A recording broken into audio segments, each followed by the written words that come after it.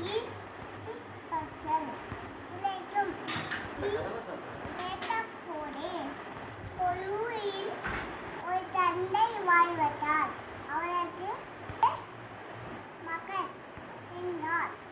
அந்த தந்தைக்கு ஒரு வயதான ஒரு தந்தையும் இருந்தார். அவர் உடல் வளம் சரியில்லாமல் இருந்தார். அதனால் அவர் மகன் அவர் வீட்டுக்கு இருந்தார். பின்னால் சிறிய குட்டை வீடு கட்டி அந்த வீட்டில் அவர் வயதான குட்டை கொண்டு வைத்திருந்தார்.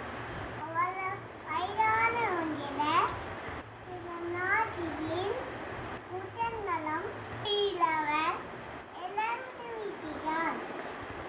அப்போது அந்த வயதான மகன் தன் மகளிடம் குட்டையை அகற்றி வைக்குமாறு கூறினார்.